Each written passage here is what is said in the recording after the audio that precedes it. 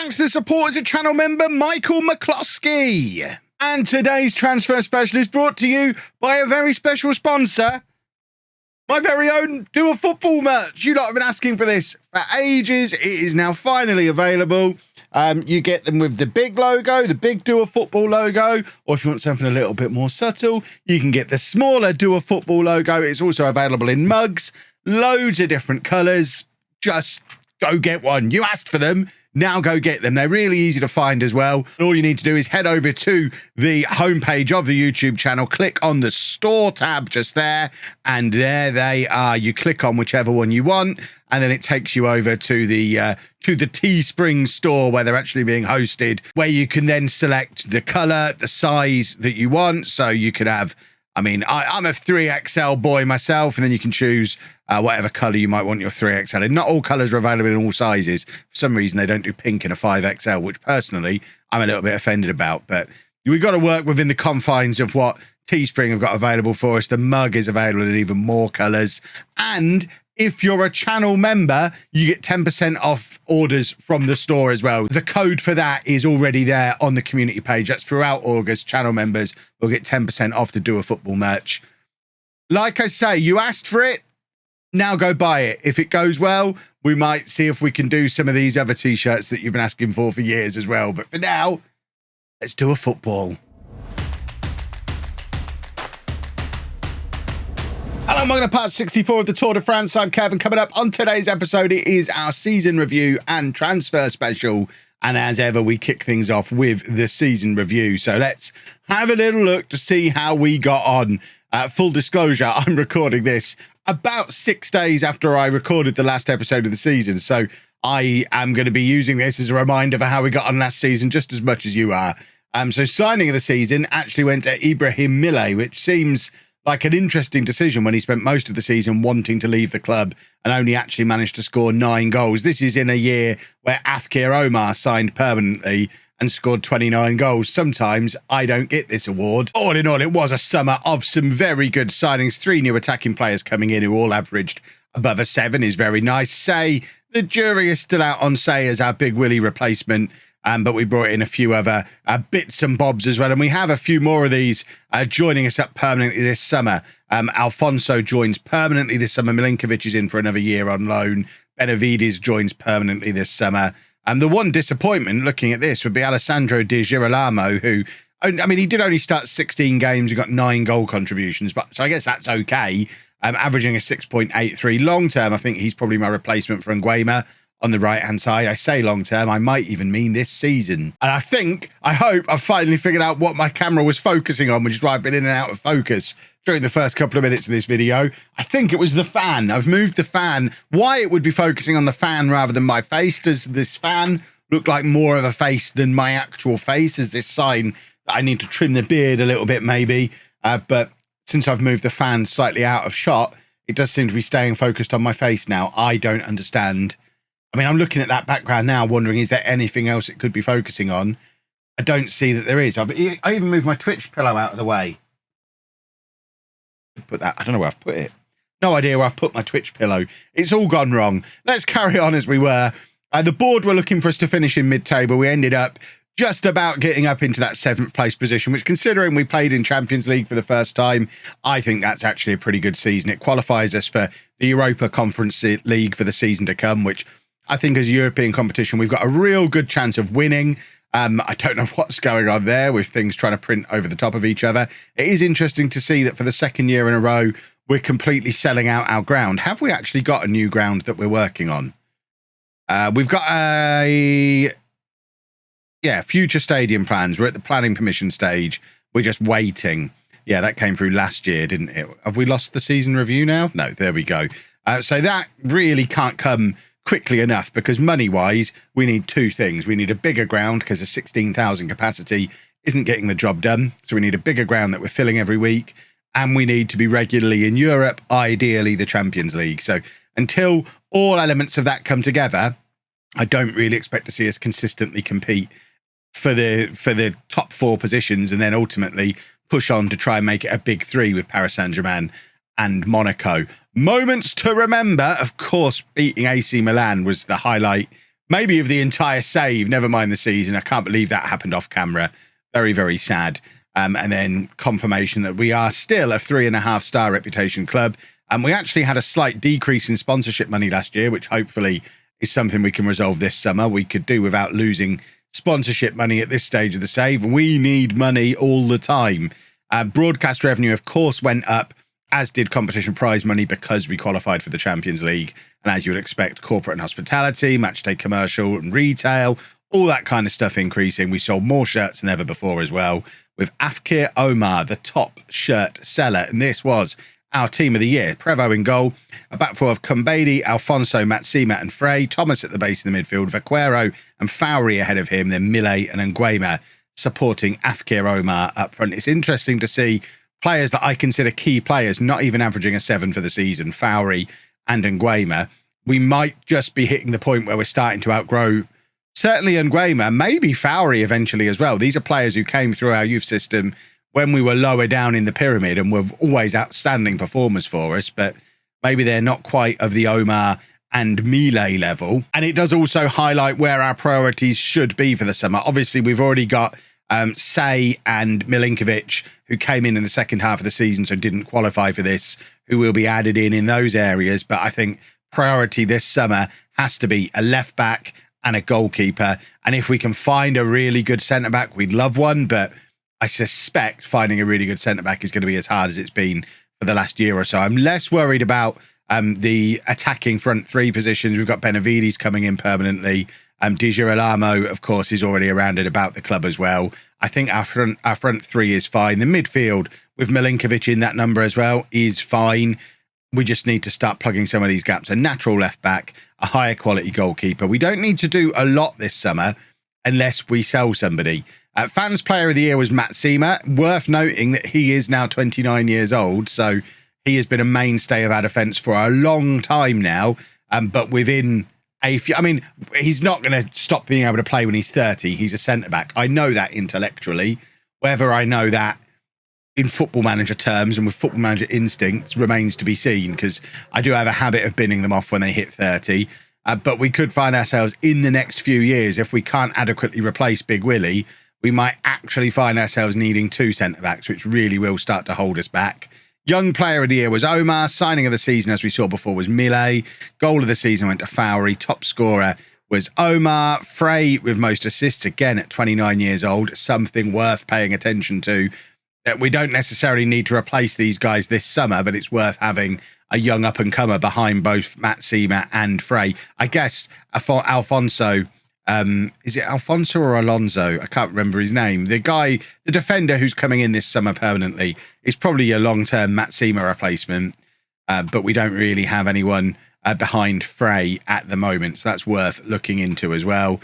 Competition awards, these are all the things that we won last year, not this year, I think. I mean, Omar winning lots and lots of awards. Some of them are this year, because Millet was this year, I think, that he won European Golden Boy. And then we also set records last summer for highest transfer fee paid for Omar and highest transfer fee received for Kambwala. I don't expect to break either of those this summer. I am expecting a quieter summer. This is now our all-time best 11. There's a dog out there really excited to see it, so I'll just wait for him to stop yelling before I show you any more. You do live near me. For once, that wasn't even my dog, but he does seem to have quietened down now. So Mandrea is in... No, he hasn't. He is still going. We're going to wait. There we go. So Mandrea is our all-time best goalkeeper at the moment. Says a lot about the goalkeeping situation we've had here over the years. Cisse still in at left-back. Deleste is in the all-time best 11 as starting centre-back. Interesting that he played a full year in Ligue this year, just gone. Maybe we bring him back. Maybe he's the answer at the back. Matsima alongside him, and then Abdallah at right-back, who, of course, has moved on. David Carter... would love for him to be an option to come in, but as you can see, his value has fallen through the floor. He's actually going to be joining Pescara, having never really had things work out for him at Lille, mainly because he was never really at Lille, because we loaned him forever. And then even we didn't play him very much. Perron, who is now retired, alongside Vaquero in the midfield, and then Gotan, who is now playing down in Ligue 2 again. With Omar on the right and Salah Bouzrara up front, who is still playing out in Tunisia and still not scoring very many goals. I don't know. I'd probably play Afkir Omar up front in that 11. Season review we've just done. Club vision, what are the board looking for? Probably sell players and finish mid-table is their usual thing. So yeah, mid-table, quarter-final of the Conference League, and sign players to sell for a profit, build a new stadium. Yeah, they will be happy for us to stay where we are now forever. And I completely get it. The club was in a mess when we arrived. Financial mess, down in the 6th tier. This is a dream come true to be a mid-table team, flirting with Europe every now and again, selling players on for big money and able to build a new ground. I get it, board, but it isn't going to satisfy me. We are going to continue to push on. Whether you like it or not, we'll drag the board along, kicking and screaming. Plans for next season. All that being said, we'll tell the boys we're going to finish mid-table because otherwise they're going to get all grumpy, aren't they? Where is mid-table? Top half mid-table. There we go. You have to tell the players what the board told you to say, or else, no, we weren't ambitious enough there. I wasn't sure where the quarterfinals ended up because otherwise you get the team talk wrong. It's a silly thing in Football Manager. It makes the team talks utterly pointless because you're just regurgitating information from somewhere else in the game. I think we'll go to Portugal for our pre-season tour because that's where Stephen Boyd is from. Maybe we'll catch him on holiday and be able to bring him back with us. I have just seen we've been given a £12 million transfer budget, which I was not expecting. Bearing in mind, we've already got Xavier Alfonso coming in. We've already got Gilberto Benavides already coming in, both of them for quite big money. Those fees don't come out of this new budget. So this budget is much bigger than I was anticipating. This is the Champions League money starting to come through now. Forget what I was saying about not getting much done this summer. We are going to go out and spend some money, especially because the new ground has now been announced as well. The Tour FC board have announced that we have planning permission for a new stadium. It's going to cost us £43.5 million. Does it say how long it's... So we're taking sponsorship for... Okay, so we've taken a loan of £43.5 million, which covers the entire cost, even though we've secured a sponsorship at £22 million. It does make me wonder why we needed a loan for double the amount. I'm not going to argue with it because I think that deal combined is what's led to us having a little bit of extra money to spend on transfers and whatnot, because there's the 43 million coming in and presumably somewhere the 43 million goes out again. Yeah, it goes straight out again on ground maintenance. So they balance each other off. I guess somewhere in here, we've got this new £22 million sponsorship, which bizarrely starts now and lasts 5 years at 4.4 million a season, even though we're not moving into the new ground until for 3 years. So we don't move into the ground for 3 years. There'll only be 2 years left on that sponsorship by the time we move in. Is that right? Those numbers... I mean, who's sponsoring that? They've lost their minds. They're sponsoring a building site for the majority of their sponsorship period. But I'm not going to argue. We've got a shiny new ground and a load of money to spend. All of a sudden, this summer is taking on a new feel. We're going to go out and we're going to spend some money. If we have a look at our squad depth, we already know roughly what we want to do. We're looking for that left back. We're looking for that goalkeeper. We're looking for that centre back. And then I think we'll be very happy. I don't think we need to add anything to the midfield and the attack because we kind of already have. What I'm looking at Milinkovic now, thinking £8 million to make him permanent. And he's our best midfielder by miles. We should probably make sure that we can find a left back, a centre back and a goalkeeper first. But I suspect before this video is done, I will have made Milinkovic a permanent tour player. I don't think I'm going to be able to resist doing it. Well, our season of frustration, or pre-season of frustration, I guess, is up and running already. This was our first transfer target. Sonna Rolland is a left back who can also play centre back, although his heading is only 8, so we were going to use him as a centre back. We offered £7.5 million. It was accepted. Burnley offered £9.5 million. He's gone to play in the Championship rather than the Conference League. Big Willie might also be heading to England as well. There's multiple offers have gone in for him at Salzburg, none that we can match to try and bring him back. We're in the £23-25 million range. Interestingly, Southampton is where Stephen Boyd is currently residing. So you could have a Big Willie, Stephen Boyd centre-back partnership at Southampton, which could be a lot of fun.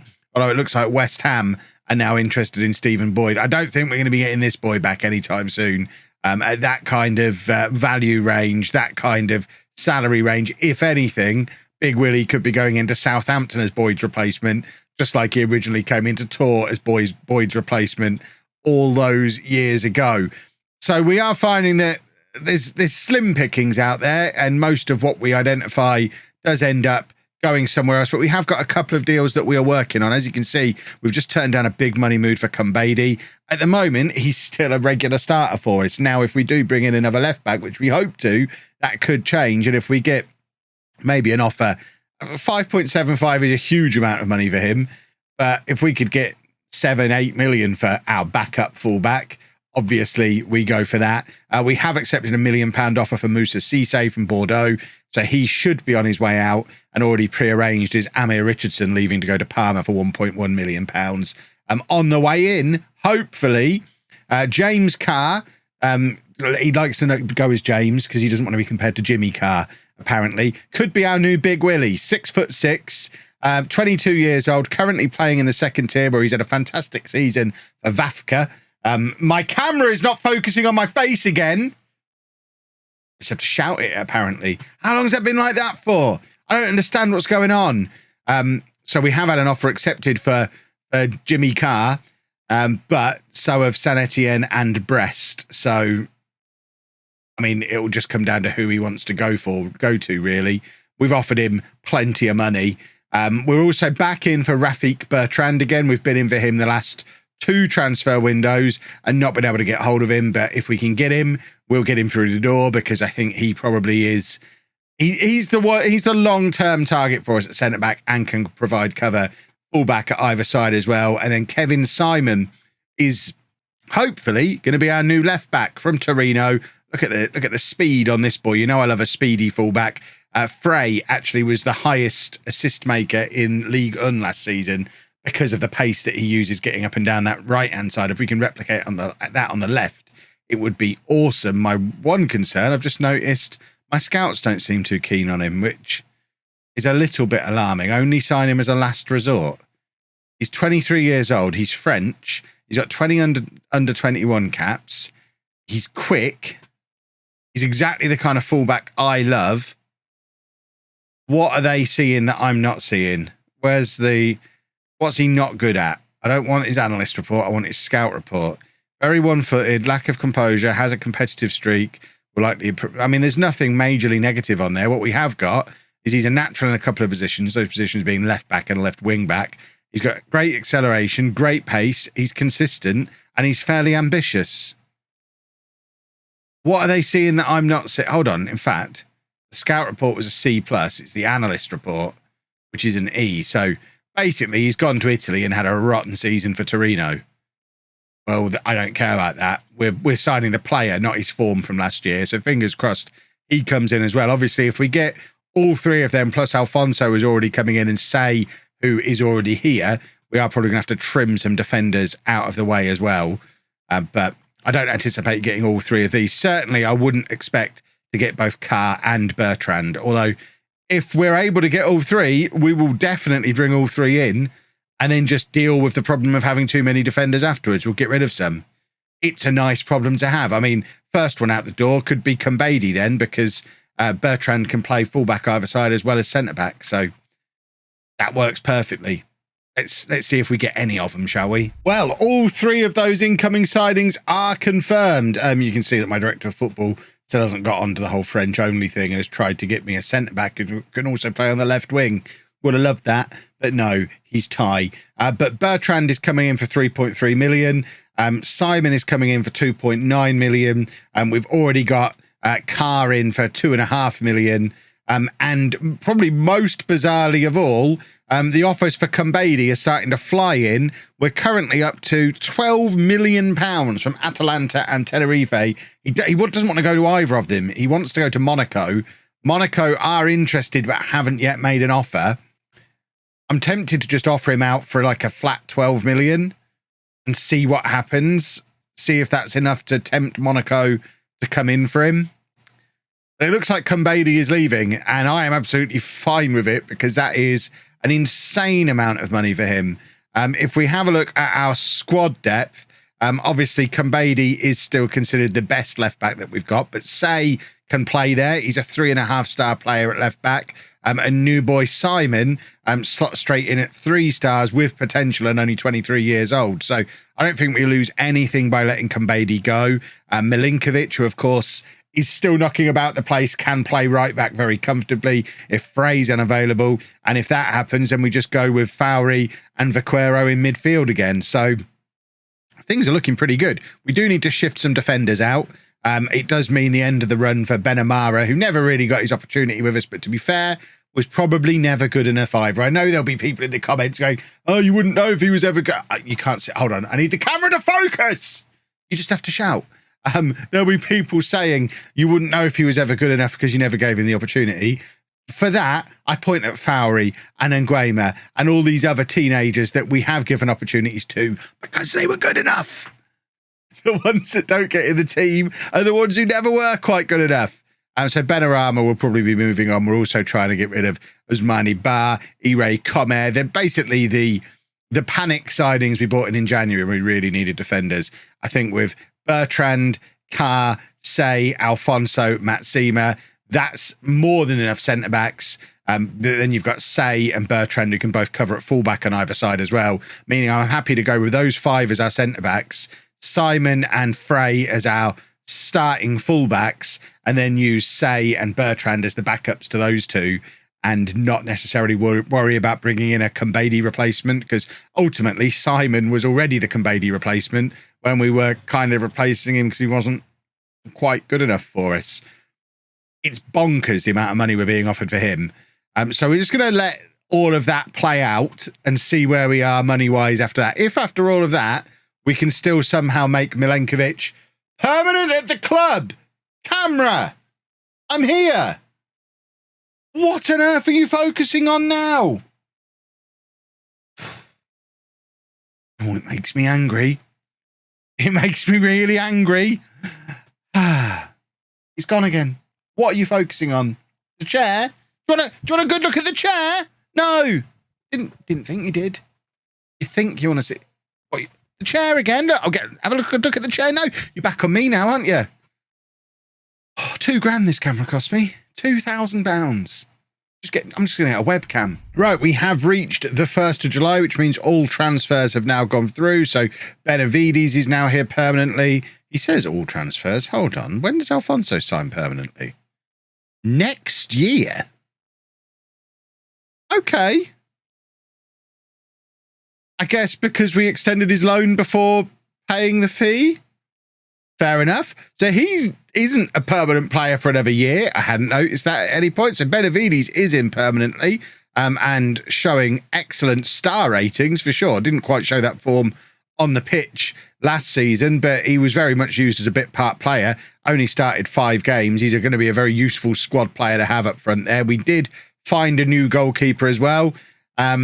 He's probably not going to be the Prevost replacement, but I mean, he's a little bit younger. He's a current international.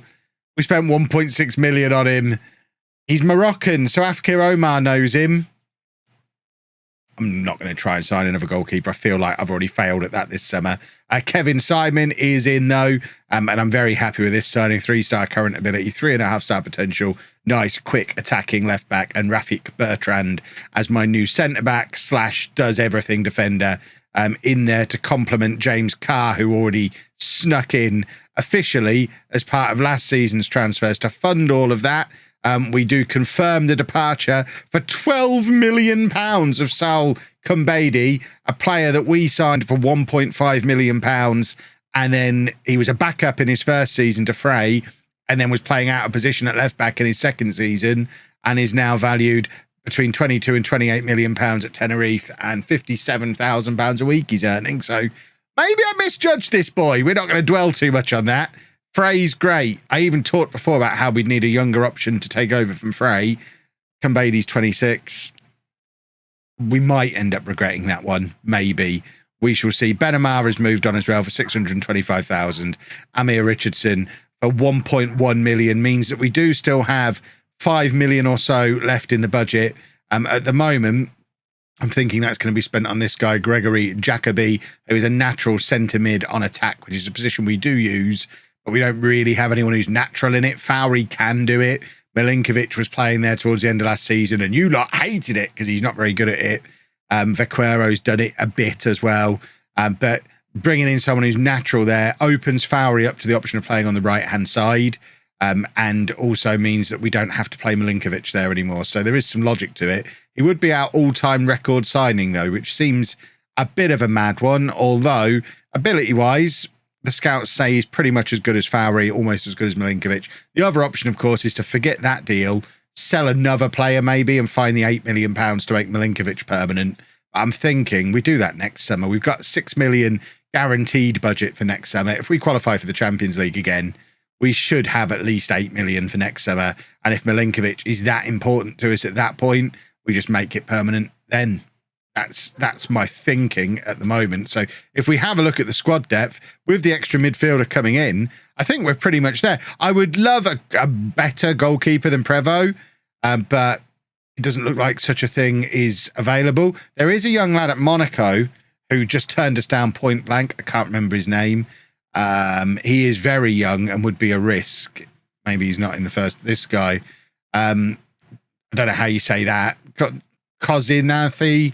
Mokgothu. It's probably for the best that we don't sign him because I'll just ruin his name forever. But he's only 20 years old, already a South African international. Lots of potential, 3-star current ability, 5-star potential ability. But Monaco aren't interested in loaning him. We did have an offer accepted at £5 million and he wasn't interested in coming. So, I mean, we can try again to loan now we've ticked over. Ooh, we can't. We now don't have any spare money because we're signing that guy. Do we adjust budgets to make sure we can get this guy on loan, even if it means we don't get the midfielder? I think we probably do, especially with a future fee included. Although if we could lower the future fee, please, Monaco. Come on, you are our parent club. Let's be reasonable. Are we not going to be reasonable? We're just, that's set in stone, is it? Yep, absolutely set in stone. Has to be 8.7, but fair enough then. Fair enough. So we've potentially got him coming in now to be our new goalkeeper. That seems to make sense. It's a low-risk deal because at 20 years old, if it works, we buy him for 8 million next summer. If it doesn't work, Prevost stays in goal this year. I think it, like I say, it's a low-risk deal. Well, I'm not quite sure how I got the money really wrong, but we've not been able to get Gregory Jacobi because we didn't have anywhere near enough budget. I think contract renewals went through at the wrong time, meaning that we actually didn't have anywhere near £5.5 million. After all, what we have been able to do is bring in that goalkeeper, Kozinathi Mokgothu. He's going to need a nickname. Because I'm not deliberately insulting when it comes to these names from other languages, but not a chance.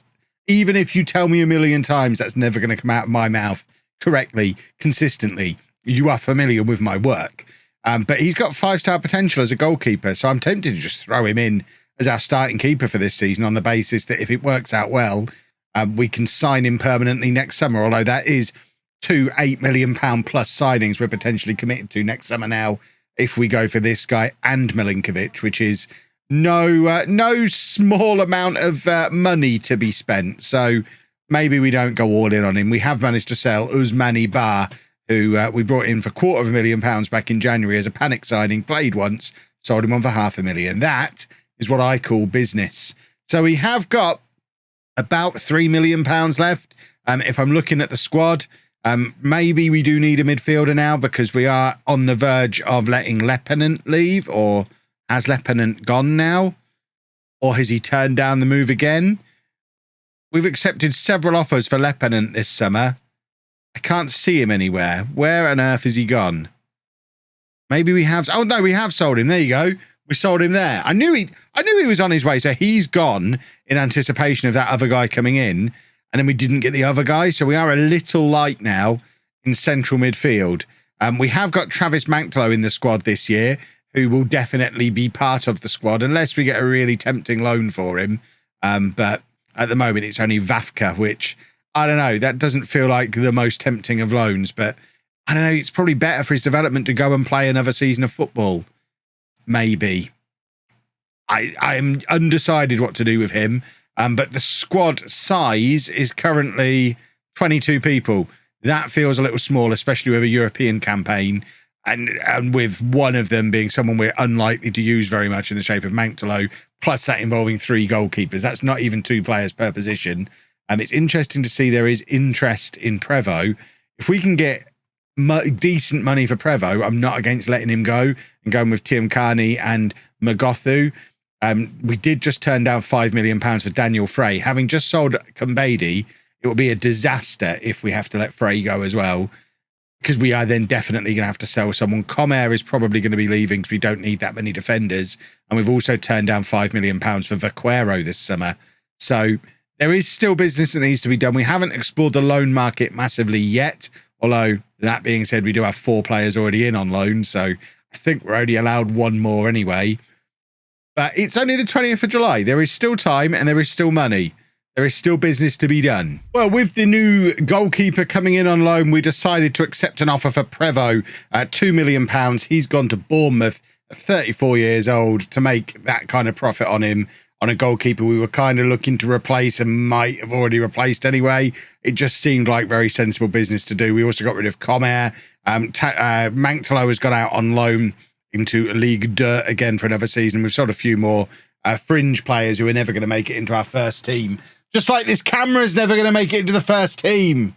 I mean, what have I got to do? I don't understand. I have changed none of the settings on this camera. I know it's been a little bit iffy before. It has never had a day like this before. It is driving me insane. I'm sorry to keep going on about it, but you must be noticing it as much as I'm noticing it. I promise you, if I knew how to fix it, I would fix it. It is supposed to autofocus on human faces. Do you see any other human? I don't understand. I obviously don't look human today, and it is infuriating. Perhaps it really wants to focus in on the Doer football shirts. It must be that. It was all a deliberate ploy to make people look at my shirt so they want to buy one. Will you just focus on my face now? Do I have to lean back like this? I don't understand. I'm baffled. It is the first day of the new season.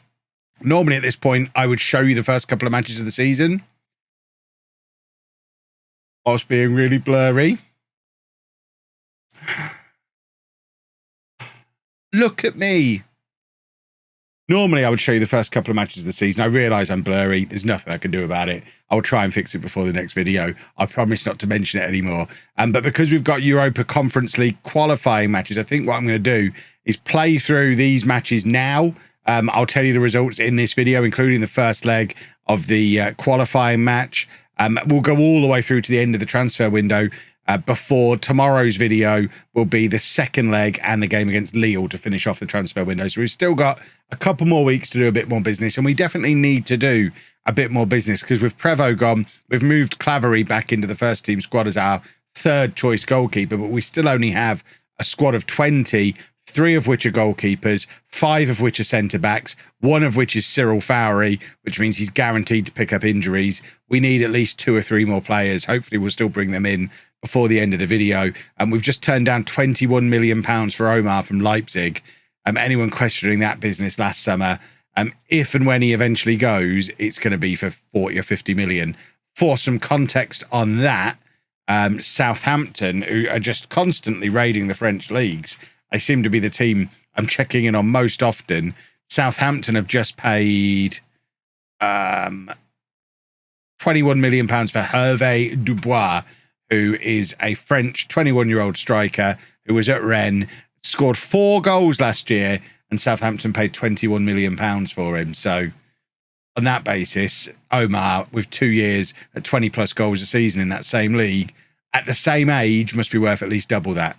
That's my thinking. Right, this is the team that I'm going to take to go and play against Nice off camera. It's got a very familiar look in the front 6 and a very unfamiliar look at the back with Simon Say, Bertrand Frey and Magothu in goal. And while I'm playing that match, I'm going to just punch my camera right in the face try and get it to start working. Well, two excellent pieces of news. Piece of news number one, I think I've solved the camera focusing problem. Inexplicably, it was focusing on that piece of door behind me that had nothing on it. I've put a shirt there again, like I usually have, and it's quite happy for the shirt to be blurred. I don't understand technology at all, but that seems to have solved the problem. Arguably more relevant for you is that we've started the season really well. We drew against Nice, then beat Lens, won in the first leg in the Europa Conference League, and then with a couple of late goals have just beaten Rennes as well. So the league table looks like this. 3 games in, we're up in 5th place. Afkir Omar has had a fantastic start to the season. We've been turning down multiple £30 million bids for him now. It's going to be tricky to keep hold of him, but at the moment he's happy to stay, so I guess not that tricky. He signed a 5-year contract at the end of last season. We also turned down £10 million for Millet, so we've got some pretty saleable assets here at the club, and hopefully a nice straightforward route into the Europa Conference League, which will be in tomorrow's video, where you'll get the second leg, a game against Lille, and the closing of the transfer window. The one thing we haven't really done is sign any more players. So we'd quite like to sign some players. We still have plenty of money to spend. I might go back in for that midfielder again that we didn't get earlier in the summer, because we are very much short of a central midfielder. James Carr has played a couple of times in central midfield. We've played Matt Seymour as a holding midfielder.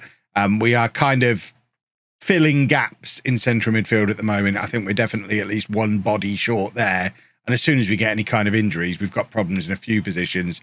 Right back, we don't really have a player to play once Frey isn't available, mainly because Bertrand and Milinkovic, who are the next two in the pecking order there, are already in the team somewhere else. So if we have to move them around, it changes a lot of stuff. So I think we need at least one, ideally 2 or 3 more signings. We've got a few days of the window left and a big pile of cash, so that can be a problem for future, Kev. But at the moment, we're problem-free. The season has started really well, and the squad that we've got, while they're fit, are playing really well as well. All good stuff. Don't forget to check out the shirts. The link to them is down below. Click on the store page, all that good stuff. If you want to see more shirts from me, the way to see more shirts is to support this batch of shirts, because believe it or not, even though it's just text, I did pay a designer to do these, because I'm not very good at that kind of... I think they look cool. It was worth paying a designer, but we need to make it worth paying the designer again for the next one. So the shirts, boys and girls. If you enjoyed that, please make sure you leave a nice big thumbs up on there for me. Subscribe to the channel for daily Football Manager videos. And thank you very much for watching.